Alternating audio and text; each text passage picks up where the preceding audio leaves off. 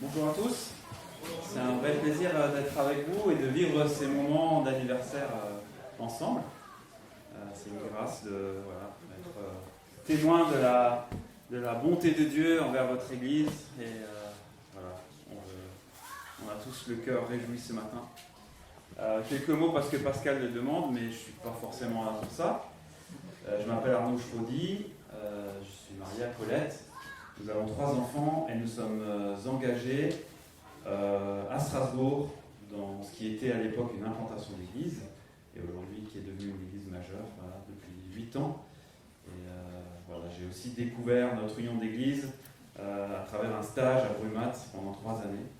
Je pense que d'ici quelques années, Strasbourg m'invitera pour les 40 ans de l'église et je pourrai raconter tout ce qu'on raconte ce matin, en tout cas je l'espère. Depuis peu, j'ai donc été élu directeur régional de Perspective Alsace-Lorraine. Cela consiste principalement dans l'encouragement des collaborateurs et aussi l'encouragement de chaque église, le travail avec les conseils d'église sur l'encouragement des visions et aussi, je pense, de temps en temps, malheureusement, venir aussi en aide quand il y a des temps de crise. On prie pour qu'il y en ait le moins possible et qu'on puisse se réjouir de ce que Dieu va faire dans notre région. J'espère que ça va pour les présentations. Parfait. Je préfère maintenant me plonger dans un texte. J'ai eu du mal à choisir un texte pour vous, et peut-être que celui que j'ai choisi va vous étonner. Mais à la fin du message, je pense qu'on comprendra tous la pensée du jour. Ecclésiaste. Ceux qui veulent suivre avec moi la lecture, Ecclésiaste chapitre 1 au verset 1. Parole de l'Ecclésiaste, fils de David, roi à Jérusalem. Comble de l'inconsistance, dit l'Ecclésiaste, comble de l'inconsistance, tout n'est que fumée. Quel avantage l'homme retire-t-il de toute la peine qu'il se donne sous le soleil ? Une génération s'en va, une autre arrive, et la terre est toujours là.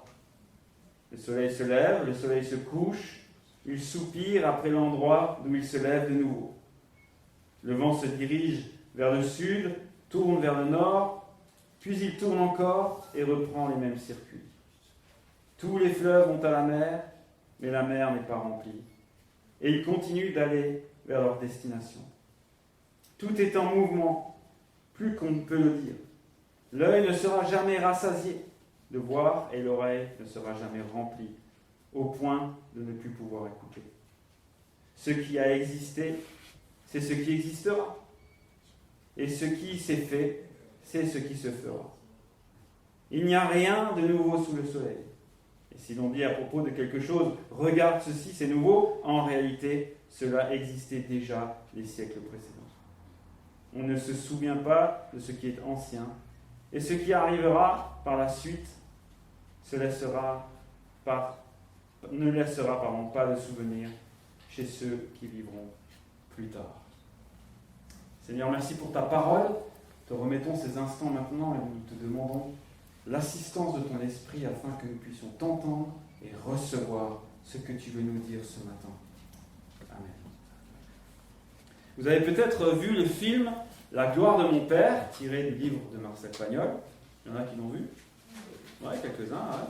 Dans le film, on y voit Joseph, un instituteur à Marseille, faisant la rentrée, c'est un extrait du film, faisant la rentrée des classes en 1900. Et voilà comment il accueille ses enfants. Alors, je vous laisse le choix, on le fait avec l'accent marseillais ou avec l'accent alsacien. Marseillais. Chers enfants, nous sommes entrés dans le siècle fabuleux, où les miracles, nés de la science, seront quotidiens et apporteront de la joie aux plus pauvres, aux plus humbles. Les maisons auront du gaz, la lumière électrique, souvent même le téléphone. Oui, le téléphone. Le progrès est en marche. Bientôt, la machine exécutera les travaux les plus pénibles. Elle permettra sans doute de réduire à 10 heures la journée de travail et l'ouvrier aura un jour de repos par semaine. Et guidé et sauvé par l'instruction, chacun aura sa place dans un monde qui respectera tous les hommes. Voilà le discours de rentrée. Mais en réalité, et on le voit dans le film, il récite aux enfants un discours bien ficelé sur le progrès auquel lui-même ne croit pas. L'auteur du livre de l'Ecclésiaste, dont nous avons lu l'introduction, a une approche toute différente. Il a bien réfléchi et analysé le monde qui l'entoure, l'homme, son fonctionnement, et il fait en fait un constat sombre.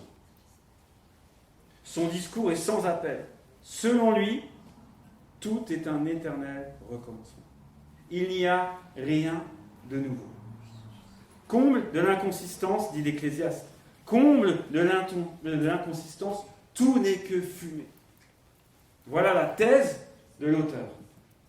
La suite de tout le livre ne sera que la démonstration de cette thèse. Et l'auteur nous dit tout de suite, comme dans un film policier où on sait qui a fait le crime. On sait tout. Tout n'est que fumée. Cette thèse est un refrain du livre, comble de l'inconsistance, ou encore vanité des vanités, ou encore comble du passager. Et nous retrouvons cette expression 38 fois dans le livre de l'Ecclésiaste.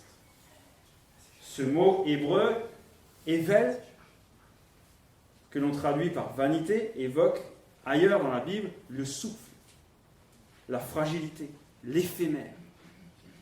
Dans l'Ecclésiaste, la meilleure traduction du mot serait dérisoire, peut-être décevant, ou illusion de l'activité humaine. L'homme poursuit un mirage, il s'illusionne lui-même, il porte des masques. Et l'auteur du livre tente d'arracher ces masques. Il nous tend un miroir et nous dit « Regarde-toi, regarde ta réalité. Arrête de te mentir. » Selon l'auteur, absolument tout est vanité. Enfin, presque. Tout sous le soleil. L'Ecclésiaste ne pose jamais la question « À quoi cela sert-il » La question de la vanité est pour lui bien plus profonde que l'utilité des choses. L'Ecclésiaste pose plutôt la question du sens. Quel sens tout cela a pour l'homme ? C'est un peu comme si on disait tout est nul, absolument nul. C'est ce que dirait l'Ecclésiaste aujourd'hui, je pense, dans notre vocabulaire. Et lorsqu'on dit cela, ce n'est jamais vraiment l'exact reflet de la réalité. Lorsqu'on dit d'un film, d'un livre, d'un match, d'un week-end que tout a été complètement nul, c'est pas vrai. Il y a de bonnes choses. Mais l'ensemble est plutôt médiocre. Alors vous êtes peut-être en train de vous dire que l'auteur du livre de l'Ecclésiaste est pessimiste, dépourvu de tout espoir. Mais en réalité, ce n'est pas le cas.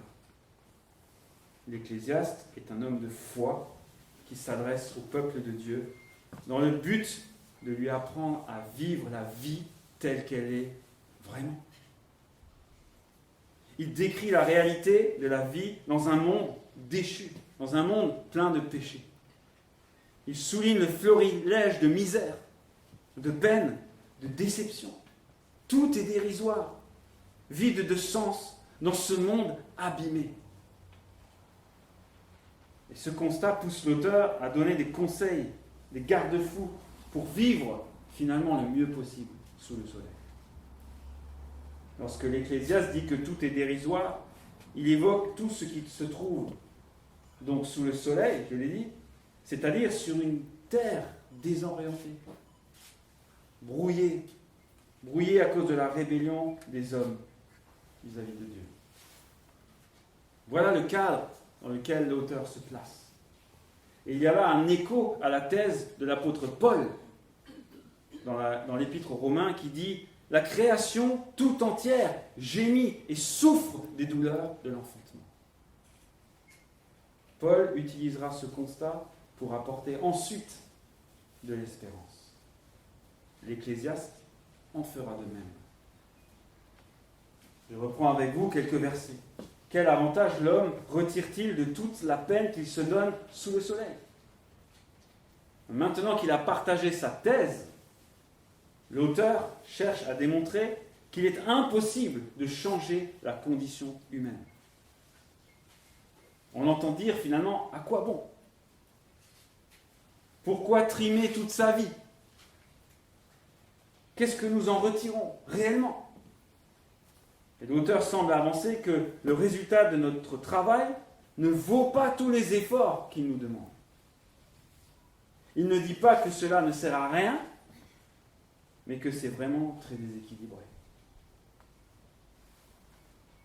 Notre travail ne change pas notre condition. Bien sûr, certains d'entre nous trouvons du plaisir dans le travail. D'autres retirent de la gratification. Et c'est super, c'est une bonne chose. Mais si on nous laisse le choix, nous serions sans doute nombreux à choisir de ne pas travailler. C'est vrai, non ? Parce que le travail, c'est pénible. Dieu lui-même nous dit. Il nous prive d'une certaine liberté. Et nous sommes tous ravis de voir le week-end arriver. Sauf les pasteurs, peut-être. Ou les vacances arriver. Le travail aussi, nous le savons, a cassé des générations d'hommes, de femmes qui ont travaillé durement. D'où l'expression se tuer à la tâche. Le travail ne change rien dans le fait que nous sommes de passage éphémère. L'auteur continue, une génération s'en va, une autre arrive, et la terre est toujours là. Il y a là un paradoxe. L'homme est le prince de cette terre, il est créé pour la peupler, pour la dominer, la terre est là pour le servir, mais au final, l'homme passe et la terre demeure. La terre voit passer les générations, mais cela ne rend pas la nature supérieure. Et c'est ce que l'auteur va dire. Le soleil se lève, le soleil se couche. Il soupire après l'endroit d'où il se lève de nouveau. Le vent se dirige vers le sud, tourne vers le nord, puis il se tourne encore et reprend le même circuit. Tous les fleuves vont à la mer, mais la mer n'est pas remplie et ils continuent d'aller vers leur destination. Tout est en mouvement, plus qu'on ne peut le dire. La terre demeure, elle bouge, mais uniquement d'une façon cyclique. La course du soleil ne change pas, c'est un éternel recommencement. Le soleil est prisonnier, esclave, une créature fatiguée dans un monde fatigué. Il se lève, il se couche, c'est banal. Idem pour le vent, il suit le même cycle, il tourne en rond, il finit par reprendre le même chemin. Un éternel recommencement. Idem pour l'eau, il y a du mouvement, les fleuves coulent, alimentent la mer sans jamais la remplir. Ne voyons pas dans ce discours de l'Ecclésiaste une critique de la création. La nature est d'une importance capitale parce qu'elle manifeste la grandeur de Dieu et puis elle nous est donnée pour notre survie. Mais le regard de l'auteur est ailleurs. Il cherche à démontrer que le cadre dans lequel l'homme est placé est dans un mouvement incessant. L'auteur banalise également la nature. Là où à son époque, et dans la nôtre aussi, certains l'érigent comme une déesse. C'est banal. Tout est en mouvement, mais rien ne change. Et l'Ecclésiaste va maintenant passer à l'homme. L'œil ne sera jamais rassasié de voir et l'oreille ne sera jamais remplie au point de ne plus pouvoir écouter. Rien ne change et pourtant l'homme a soif de regarder et d'entendre. Nous regardons ce qui a déjà été et ce qui sera encore. Nous ne sommes jamais satisfaits.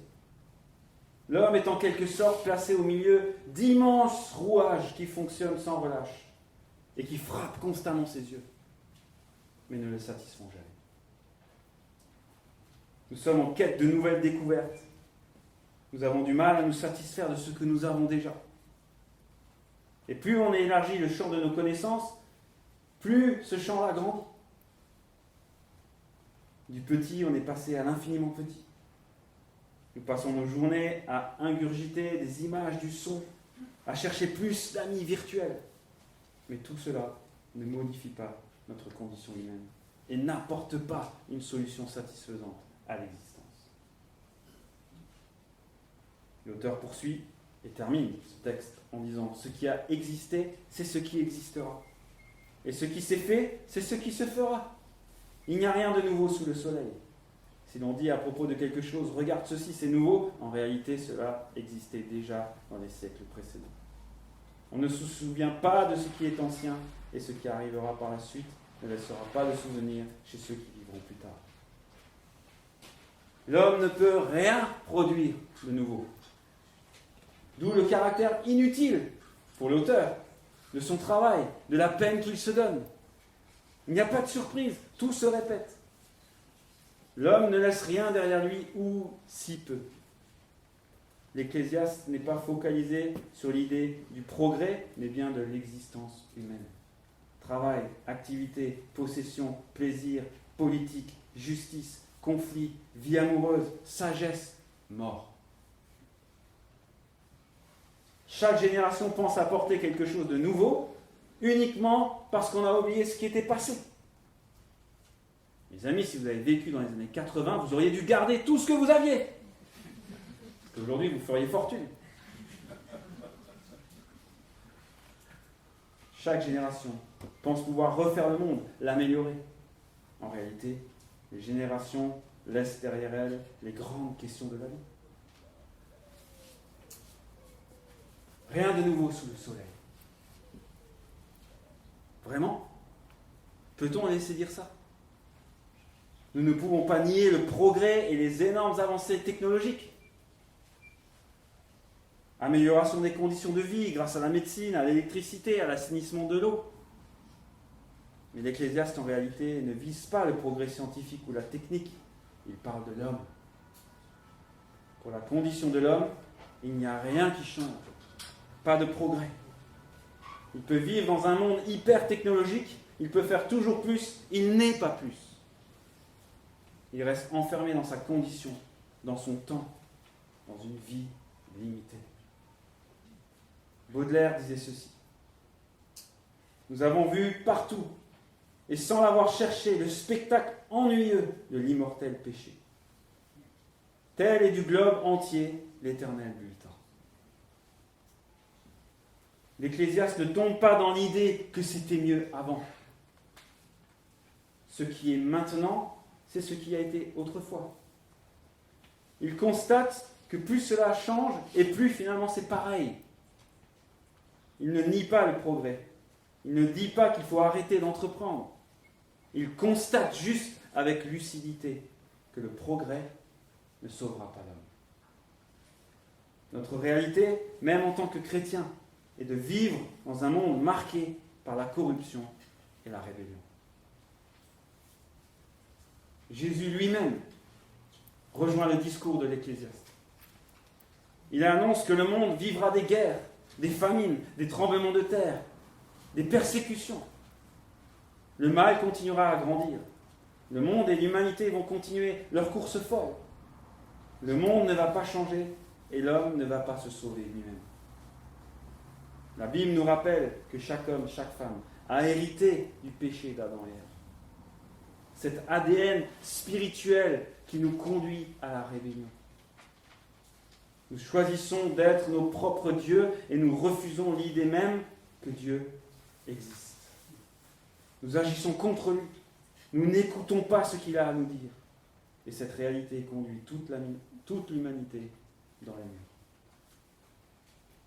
S'il n'y a rien de nouveau, que nous reste-t-il ? S'il n'y a rien de nouveau sous le soleil, que nous reste-t-il ? Il nous reste ce qu'il y a au-dessus du soleil.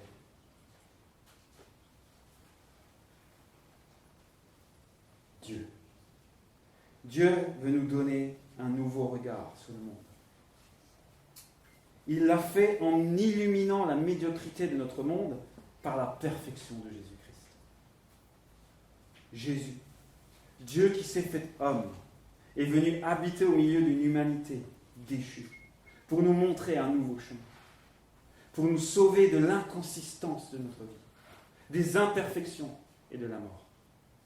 Jésus est venu bouleverser l'humanité et donner une toute autre vision du monde. Oui, il y a un sens à la vie. Dieu existe, il nous aime et il cherche à ramener à lui des hommes et des femmes qui s'opposent à lui. Il nous a prouvé son amour en offrant Jésus-Christ en rançon. Là où nous méritions tous d'être rejetés par Dieu, à cause de nos fautes, de nos manquements, de la dureté de notre cœur et de notre rébellion, Dieu demande à son Fils de payer pour nous. À la croix, Jésus offre à nos vies un sens. À la croix seule, nous retrouvons un sens à nos vies. Celui de revenir vers celui qui a créé toutes choses. Ce message, Dieu a choisi que c'est à l'Église de le porter. L'Église est le puissant témoin que Dieu est vivant et que son amour est réel. Déjà 40 ans.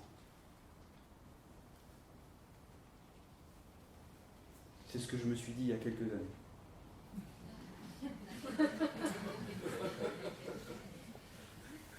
Voilà 40 ans que votre Église prêche le message de l'Évangile, semaine après semaine. Voilà 40 années que des générations se succèdent. 40 célébrations de Noël, 40 célébrations de Pâques. Est-ce que la vie de votre Église n'est finalement qu'un éternel recommencement, une rengaine? Ces 40 années ont-elles été inconsistantes? Non! Bien au contraire. La prédication de l'Évangile a transformé en profondeur des vies, a permis à des hommes et des femmes de faire la paix avec Dieu, de passer des ténèbres à la lumière, de donner une espérance qui n'a pas de prix, l'éternité avec Dieu. 40 années que vous cherchez à être témoin de Jésus-Christ dans votre région. Ce matin, c'est avec reconnaissance que nous pouvons tourner nos regards vers l'arrière et contempler tout ce que Dieu a fait. Ce matin, nous ne voulons pas être nostalgiques et nous accrocher au passé. Non. Dieu nous appelle à vivre maintenant. Aujourd'hui. Pour préparer l'avenir, en mettant toute notre énergie, nos dons, pour rendre le message de l'Évangile pertinent pour le monde. Soyez, mes frères et sœurs, des disciples engagés à faire des disciples. Voilà ce qui donne sens à notre existence. Nous sommes animés de la vie de Dieu, animés de l'espérance, de l'espoir, animés par l'Évangile. Nous sommes vivants spirituellement. Et ce qui donne un sens à nos vies, c'est d'être témoins et lumière pour ceux qui nous entourent. Soyez cette lumière. Soyez prêts à prendre des risques, à sortir de votre zone de confort, afin de faire résonner la bonne nouvelle de Jésus-Christ. Soyez prêts au changement, pour vous rendre pertinent, toujours plus pertinent, pour ceux qui ne connaissent pas encore Jésus-Christ. Bon anniversaire, Église évangélique de Wörth. Que le Seigneur vous aide à être pertinent, mobilisé, rayonnant de l'Évangile. Prions ensemble.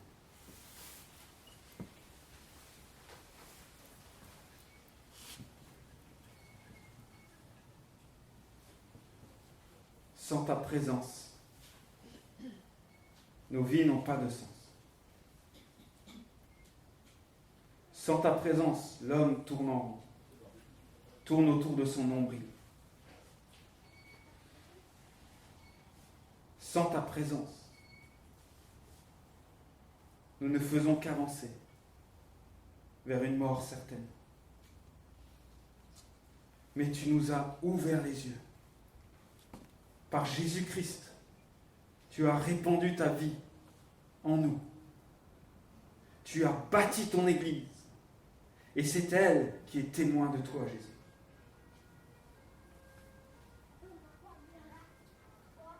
L'Église peut montrer au monde une voie nouvelle qui nous détourne de la vanité des vanités, de l'inconsistance, du manque de sens.